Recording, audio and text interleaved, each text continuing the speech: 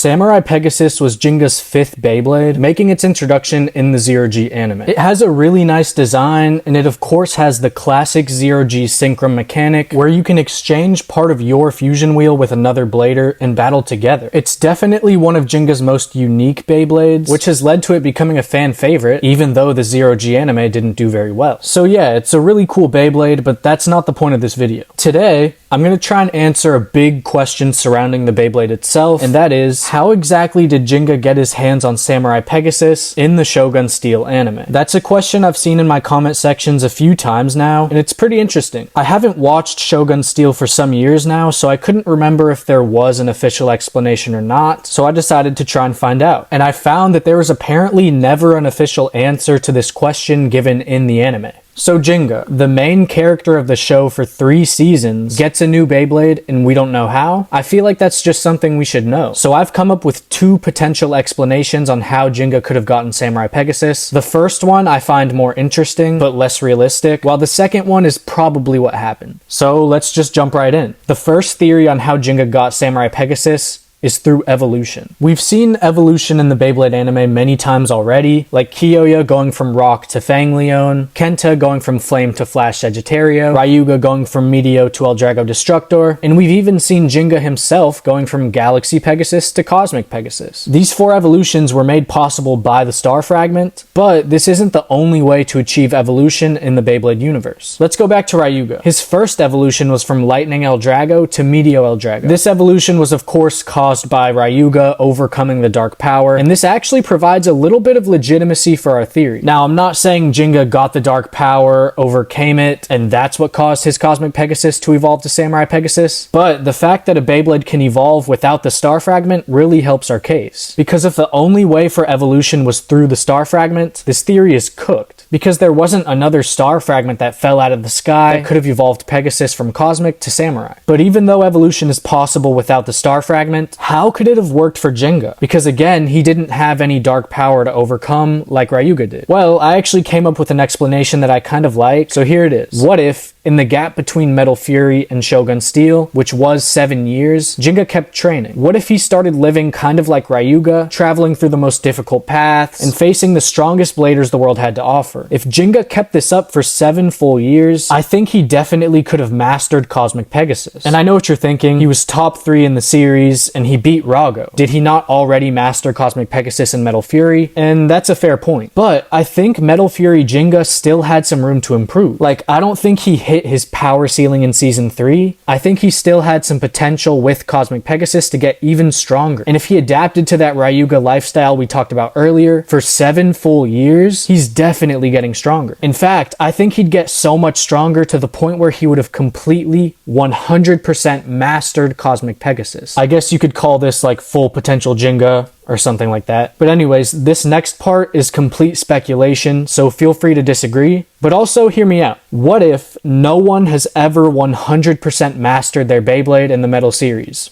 Ever. That would mean Ryuga never fully mastered Eldrago Destructor, Rago never mastered Nemesis, and so on. Now, they probably got really close, like they mastered 99% of their Beyblades, but they never got to the full potential of their Beyblades. But then we could have Ginga come along and do the 7-year Ryuga training program we talked about and become the first ever person to fully 100% master a Beyblade. And with that complete control, would maybe come evolution. I feel like if evolution was the answer to how Ginga got Samurai Pegasus, this explanation would make sense. And look, it's really hard to sit here and argue that Ryuga didn't fully master Meteor Eldrago or Eldrago Destructor. I mean, it looked like he brought their power out to the fullest. My explanation on why Ryuga might not have mastered them is by saying he got to like 99.9% mastery of his Beyblades. That way, it'll make it look like he brought out their full potential, but it won't cook our theory by reaching 100%. And you could even say that he was about to reach full potential on both of them, but their time got cut short. We could say Meteor Eldrago evolved because of the Star Fragment just before it would have evolved from Ryuga completely mastering it. And for Eldrago Destructor, it got absorbed by Kenta before it could evolve from mastery. So yeah, that's kind of the theory. Ginga grinds for 7 years straight, fully masters his Beyblade, and because of that, it experienced a natural evolution into Samurai Pegasus. A bit of a stretch to say the least, but it's a fun theory. Moving on, the second answer on how Gingka could have gotten Samurai Pegasus is probably what happened, and that is, it was a gift from the WBBA. We all know that in the 7-year gap before Shogun Steel and after Metal Fury,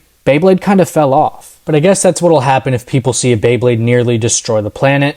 But yeah, people kind of just stopped having battles and gave up on Beyblade altogether, until Shogun Steel. The president of the WBBA, Tsubasa, he worked with Madoka and some other people to try and bring Beyblade back. The WBBA created these bays to act as a fresh start for Beyblade.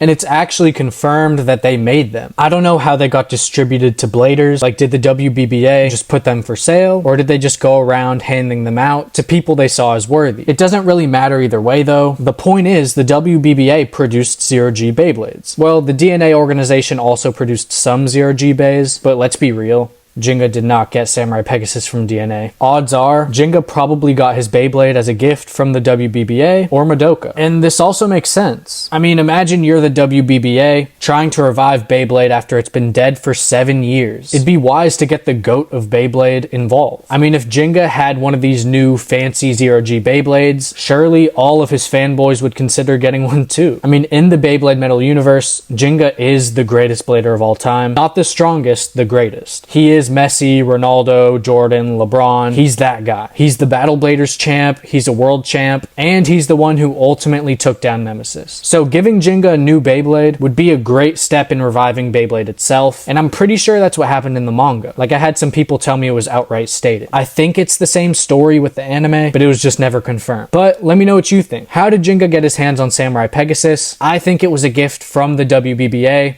or maybe Madoka, but what do you think? Do you agree with me, or do you like the idea of Pegasus evolving into its samurai form? But that's going to be the video. Let me know what you want to see next in the comments. Thank you so much for watching, and I'll see you in the next video.